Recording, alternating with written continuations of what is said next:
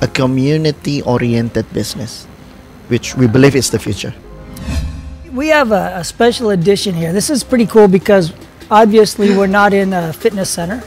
We're not on a basketball court. We're not on a soccer field. In fact, we're not at UPH. You might have realized that by now. We're in Jakarta. Senayan is just somewhere over there, and we're at a brand new space, and we have a brand new friend. So, Pungkas, right? Correct? My Indonesian is still brutal. But we met at the IBL basketball game last week, and his business is quite a new thing. Now, are you the sole owner of this technology here in Indonesia? Yeah. Wow. Okay.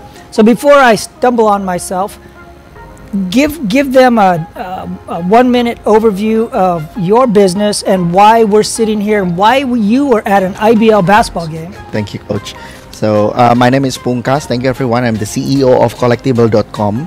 Kolektibel.com is a NFT marketplace, which is curated marketplace for a few categories, which is not only sports, entertainment, also culture. What we meant about culture is we see a point of view where sports can be a culture too.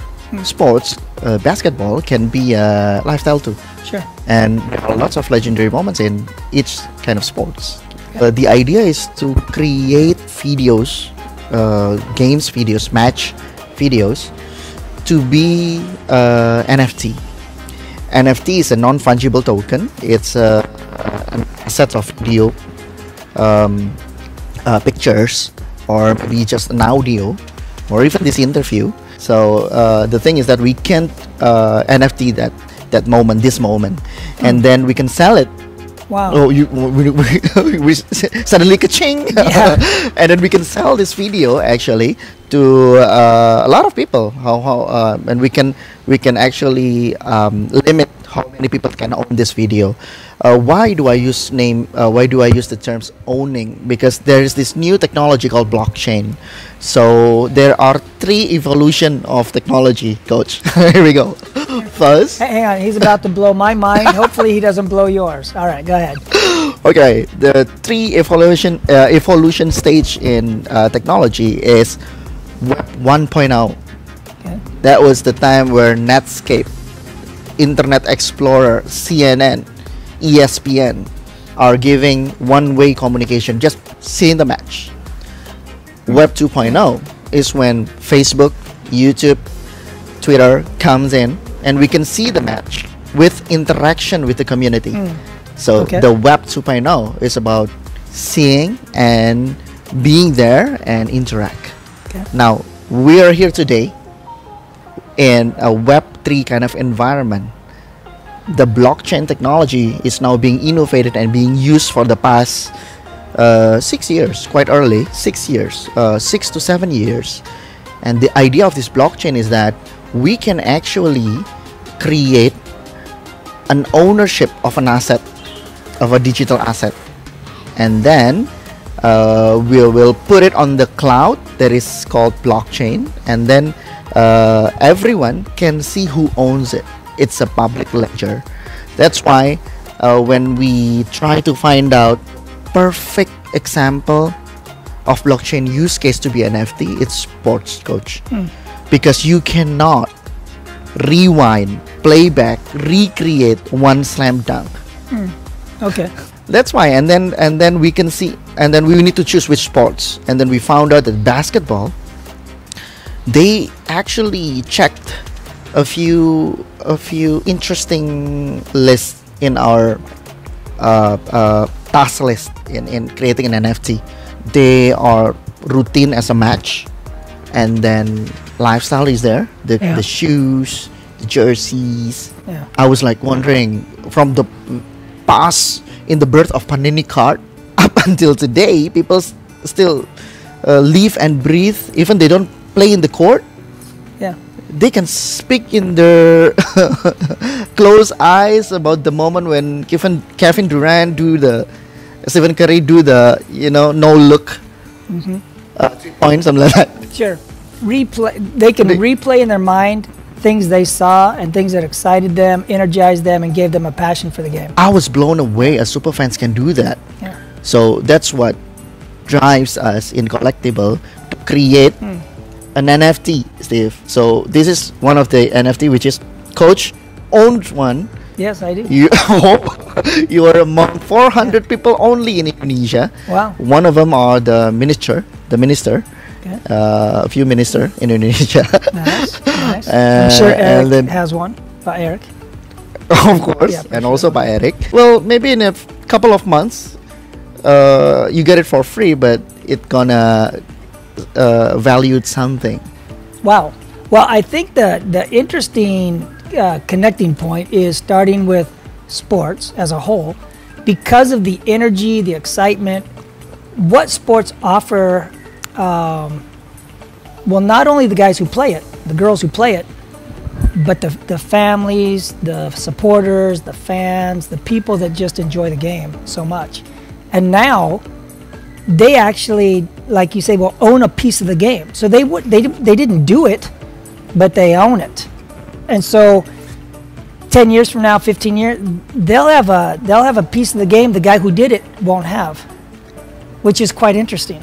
So you guys have, you've found something that actually can change the way people look at games. And now they go to a game not only as a fan to watch the game, but also as somebody who's looking to purchase the game. They're going as a consumer, not just for popcorn and drinks and stuff, but they're going as a consumer of moments. That is pretty powerful. We were talking at Senayan and talking before the game, the idea of finding that passion that happens on the court, capturing it, and people owning it. This is your life. Yeah, it's a pretty cool technology. Now, I thought it was interesting that as we were talking earlier, you had a passion for softball, baseball.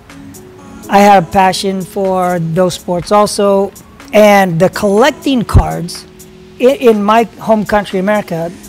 The cards at which that have Lou Gehrig, Babe Ruth, all these guys are now selling for hundreds of thousands of dollars, and some of them up to $1 million for a card. I collected those as kids. I had thousands of cards. So this is like digital video cards, and so kids can trade them. Correct. They can collect them, and in 10, 20, 30 years, they're going to be worth hundreds of thousands of dollars, possibly, if you get the right moment.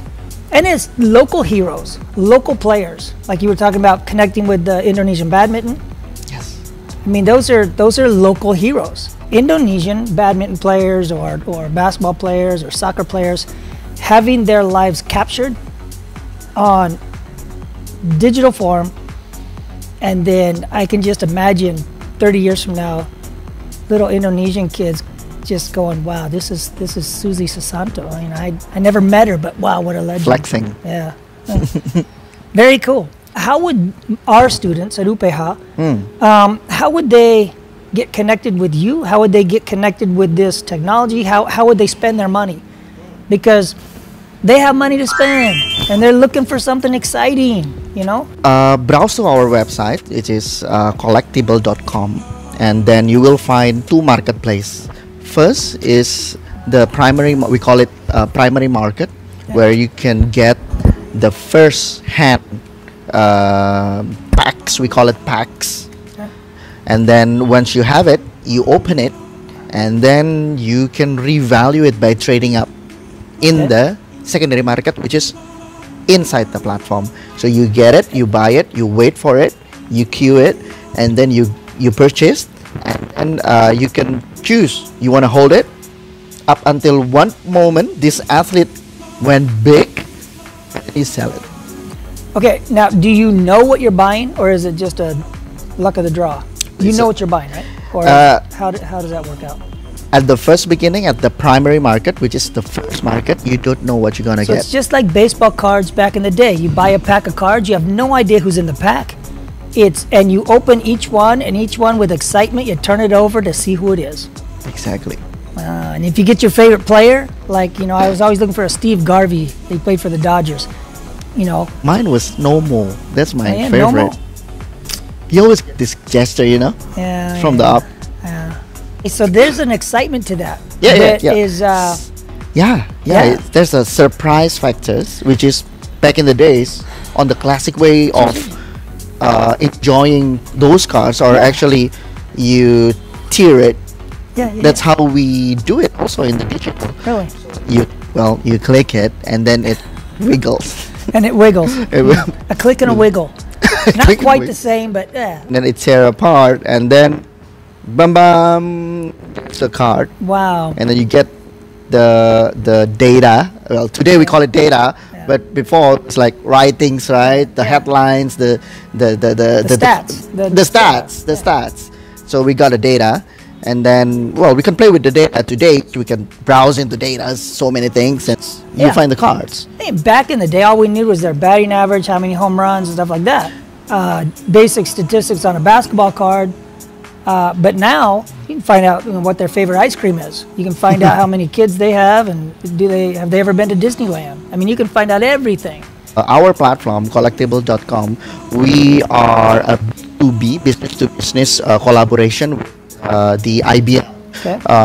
kind of like NBA. So Indonesia Basketball League basically gave us an access to transform their almost 1,000 terabytes of video games match, and then we we watch every single game, and then we cut the best actions like under the basket, Indonesian, lots of less slam dunks, but plenty under the Yeah, basket lots of layups. Yeah. and layups, bounce, and so many things, actions basically. Well, one of the things that drew me into your booth is I was, of course it's basketball. I'm a basketball coach, so that kind of makes sense. But I'm looking at, and they got some video went flying by of some of our UPH alumni. And I mean, Patrick, Christian Gunawan, Kelvin. I mean, all these guys are like, they're coming across the screen, and I'm like, yeah, that's one of our players, UPH. Yeah, that was one of our players. And that's when you're like, you mean these guys? Like, absolutely. And that's the thing. Our students would know these guys. They went to school with them. We have 20 players right now in the IBL. And besides all the players that are doing things with clinics and playing in different leagues and stuff, but 20 in the IBL from UPH. And UPH hasn't been around that long. We started at the national level in 2006. And our first few generations, they didn't do IBL. They actually went and did business and club. It's exciting. It's exciting because there's an absolute connection with what you're doing, and I have seen the videos of our players that went to UPH. Steve, you've been mentioning this keyword that we also use. You see that this is a connection, a bridge. So what we do is that what we see in the sports industry, following to your insights, there is in the young generation, they are hard to find role models, and then speaks about the moments of the success. How do you do that shot? How do you win that after you lose like 16 points? Yeah. Now, NFTs actually capture those moments and become conversation, and we can get something, knowledge. We got motivated. We can get case studies. So those the moments, that's what intrigue us to find more and more, dig in to feel. If you own the NFT, you can unlock those. We call it master class. Okay. So that was the moment when the athlete spill the moment what happened when he took the shot. Yeah. And then who can watch it on the NFT holder, because Right. it's legacy. Right. So you hear his voice. You hear these guys' voice saying what they're doing. We took a video of it as an exclusive masterclass, one-on-one video. Huh. So only if you buy the NFT, Sure. Yeah. you can watch the legacy. Interesting. Have you done anything about my cool idea? You remember that cool idea? Which one? About the live and their I bidding haven't yet, and that is brilliant, coach.